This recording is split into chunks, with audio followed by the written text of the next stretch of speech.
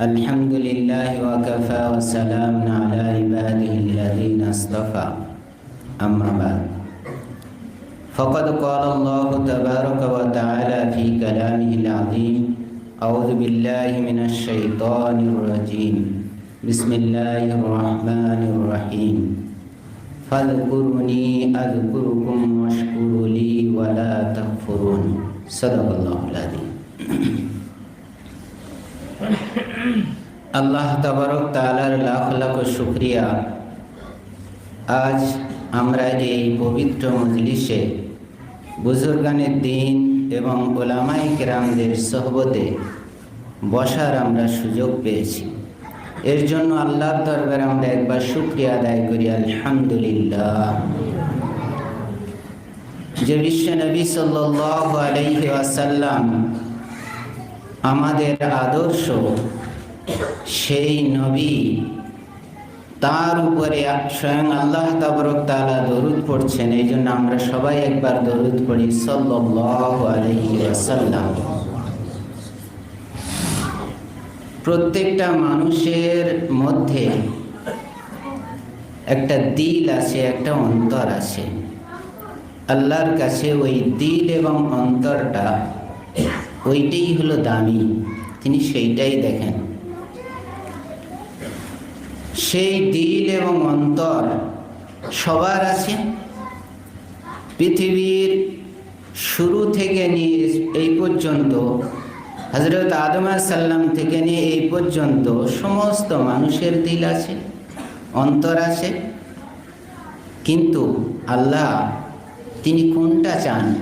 কোন অন্তরটা চান?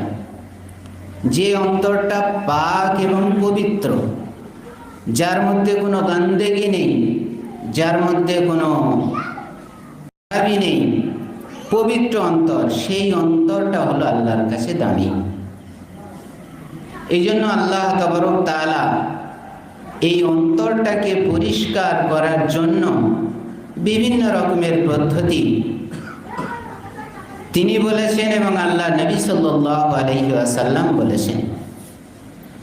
আল্লাহ তাআলা নিজেই বলছেন, কুরুনি আযকুরুকুম, হে মানুষ তোমরা আমার জিকির করো, তাহলে আমি তোমাদের জিকির করব, আমি তোমাদের স্মরণ করব। আল্লাহ তাআলা নিজেই বলছেন যে তোমরা আমার স্মরণ করো, আমার জিকির করো, তাহলে আমি তোমাদের জিকির করব। তো আমরা এই গান্দা জবান দিয়ে যদি আল্লাহর জিকির করি, তাহলে আল্লাহ তাআলা তিনি নিজেই আমাদের জিকির করবেন, নিজেই আমাদের আলোচনা করবেন। এমনকি বলা হয়েছে যে আমরা এই মজলিসে জিকির করব, আল্লাহ তাবারক তাআলা ফেরেশতাদের মজলিসে তিনি জিকির করবেন, তিনি ফেরেশতাদের মজলিসে আমাদের কথা আলোচনা করবেন। কত বড় জিনিস! আল্লাহ নবী সাল্লাল্লাহু আলাইহি ওয়াসাল্লাম বলছেন, ইন্না হাদিহিল কুলুব তাসদাউ কামা ইয়াসদাউল হাদীদ ইযা আসাবাতহুল মা। যে এই মানুষের যে অন্তর, এই অন্তরটা আবর্জনায় ভর্তি হয়ে যায়, ময়লায় সে মলিন হয়ে যায়, এবং এই অন্তরটা জং ধরে যায়। হাদিসের মধ্যে এসছে, আমরা জানি যে যখন মানুষ একটা গুনাহ করে তখন তার অন্তরে একটা দাগ পড়ে যায়। যদি সে তওবা করে আল্লাহর কাছে মাপ চেয়ে নেয়, তাহলে পরিষ্কার হয়ে গেল আবার। কিন্তু যদি তারপরে আরো একটা গুনাহ করে, আরো একটা দাগ পড়ে গেল। এইভাবে দাগ পড়তে পড়তে অন্তরটা একেবারে কালো হয়ে যায়, একেবারে জং লেগে যায়, তার মধ্যে আর বাইরে থেকে কিছু জিনিস প্রভাব ফেলতে পারে না। আল্লাহ নবী সাল্লাল্লাহু আলাইহি সাল্লাম বলছেন যে যেরকম লোহাকে যদি পানিতে ফেলে রাখা হয় বা তাতে যদি পানি পড়ে, তাহলে লোহাটা জং এসে যায়। আস্তে আস্তে আস্তে আস্তে লোহাটা জং আস্তে আস্তে আস্তে আস্তে একেবারে লোহাটা শেষ হয়ে যায়, মাটি হয়ে যায়, লোহা বলে আর কিছু থাকে না। তো ওই রকম মানুষের অন্তরও কি হয়ে যায়? জং লেগে যায়, কালিমা যুক্ত হয়ে যায়, কালো হয়ে যায়। কিলা ওমা জিলাউহা ইয়া রাসূলুল্লাহ, সাহাবায়ে কেরামরা বললেন যে হে আল্লাহ রসুল, তাহলে ওই অন্তরটা আমরা পরিষ্কার করব কি দিয়ে? লোহায় জং আসলে সেটাকে আগুনে পুড়িয়ে তাকে পরিষ্কার করে নেওয়া হয়, তাহলে আমাদের অন্তরটা কিভাবে পরিষ্কার করব? এ তো আগুনে পোড়ানো যাবে না, বা সাবান দিয়ে ধোয়া যাবে না, বা অন্য কিছু দিয়ে পরিষ্কার করা যাবে না, তাহলে এই অন্তরটা কিভাবে পরিষ্কার করব?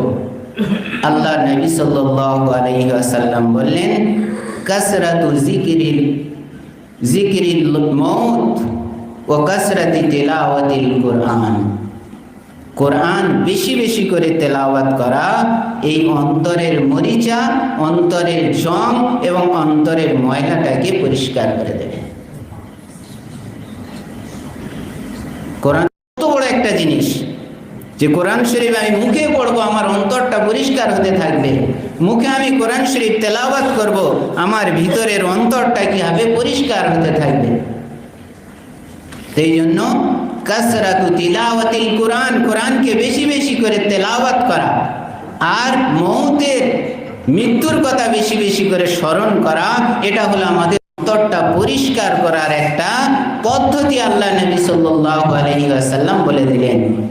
এই জন্য আমাদের অন্তরটা পরিষ্কার করতে হবে। যখন আমরা অন্তরটা পরিষ্কার করব, এটা আল্লাহর কাছে অনেক দামি হয়ে যাবে। এই জন্য হাদিস শরীফের মধ্যে বলা হয়েছে, আরবাতুন মান উতিয়াহুন্না ফাকাদ উতিয়া খায়রাদ দুনিয়া ওয়াল আখিরাহ।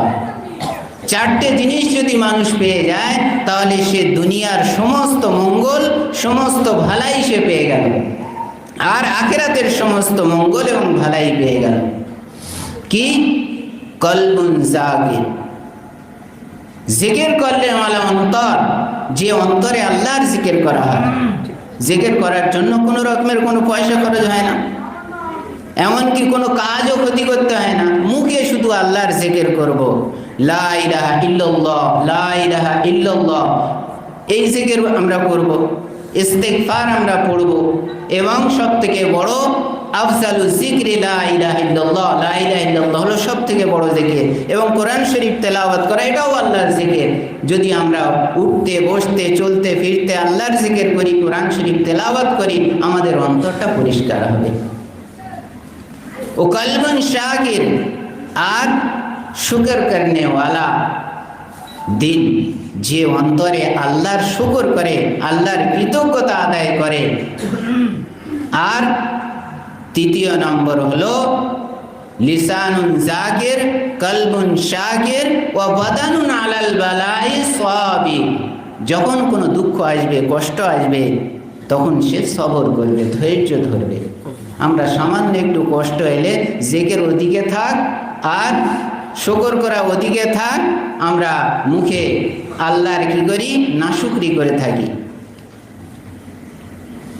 কষ্ট আসবে, দুঃখ আসবে, বিভিন্ন রকমের বিপদ আপদ আসবে, এগুলো মানুষের উপরে আসবে। দুনিয়াটা হলো বিপদের জায়গা, এখানে অনেক রকমের কষ্ট আসবে, দুঃখ আসবে, সেগুলো কি করতে হবে? সবর করতে হবে, ধৈর্য ধরতে হবে। আর আরেকটা জিনিস আছে, সেটা হলো নেক বিবি।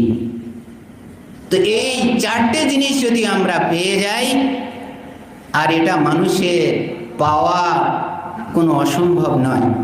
জিকির করা, জবান থেকে জিকির করব, চলতে ফিরতে আমি জবান থেকে জিকির করব, কাজ করছি হাতে কাজ করছি, মুখ দিয়ে তো আর কাজ করছি না, জিকির করব। তাহলে আল্লাহর কাছে এই অন্তরটা কি হবে? খুব দামি হয়ে যাবে। এই অন্তরটা আল্লাহ তাআলা খুব দাম দেবেন, এবং এর দাম কি? এর দাম হলো জান্নাত। আল্লাহ তাআলা জান্নাত দান করবেন। এই জন্য এই দুনিয়াতে যতক্ষণ থাকবো, আমরা যতটুকু সময় পাবো আল্লাহর জিকির বেশি বেশি করব। সবাই আমরা জিকিরের মুহতাজ। আল্লাহ নবী সাল্লাল্লাহু আলাইহি ওয়াসাল্লাম বলছেন যে যখন তোমরা জান্নাতের বাগানে যাবে, তখন খুব ঘোরাফেরা করো, খুব চড়তে থাকো। সাহাবায়ে কেরাম জিজ্ঞাসা করলেন যে হে আল্লাহ রসুল, জান্নাতের বাগানটা কি? আল্লাহ নবী সাল্লাল্লাহু আলাইহি ওয়াসাল্লাম বললেন হিলাকুল জিকির, জিকিরের হালকা হলো এটা হলো জান্নাতের বাগান। অর্থাৎ আজকের আমরা যে এখানে বসে আছি এটা হলো কি জান্নাতের বাগান। জান্নাতের বাগানে বেশি বেশি আমরা বসবো, বসে আল্লাহর জিকির করার চেষ্টা করব, তাহলে আমাদের দুনিয়া এবং আখিরাতের সমস্ত ভালাই এবং সমস্ত মঙ্গল আমরা পেতে পারবো। এই অন্তরটা আল্লাহ তাআলার কাছে খুব দামি এবং খুব মূল্যবান। এই জন্য আমরা কোরআন শরীফের মধ্যে অনেক আমরা পড়েছি এবং জানি যে আল্লাহ তাবারক তাআলা জিকিরের কথা অনেক জায়গায় তিনি উল্লেখ করেছেন, জিকরান কাসীরা, জিকির বেশি বেশি করে করতে থাকো।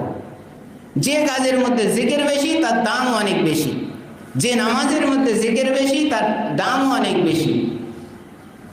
সালাতুত তাসবিহ তার কত দাম, তার মধ্যে কি আছে? একই রকম যে নামাজ, কিন্তু তার মধ্যে জিকিরটা বেশি, এই জন্য তার দামটাও অনেক বেশি।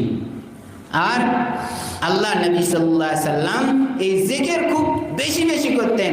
হযরত মা আয়েশা রাদিয়াল্লাহু তাআলা আনহা বলতেন যে আল্লাহ নবী সাল্লাল্লাহু আলাইহি ওয়াসাল্লাম সর্বসময় তার মুখটা যেন জিকিরে ভিজে থাকতো, সব সময় তিনি মুখে আল্লাহর জিকির করছেন। এই জন্য ভাই অনেক বড় বড় ওলামায়ে কেরামরা আছেন, বুজুর্গানের দিনরা আছেন, মুফতি সাহেবের কথা অনুযায়ী ছোট্ট একটা কথা আমি বললাম। সবাই আমরা একটু চেষ্টা করবো আল্লাহর জিকির বেশি বেশি করার জন্য। আল্লাহ তাআলা আমাদের আমল করার তৌফিক দান।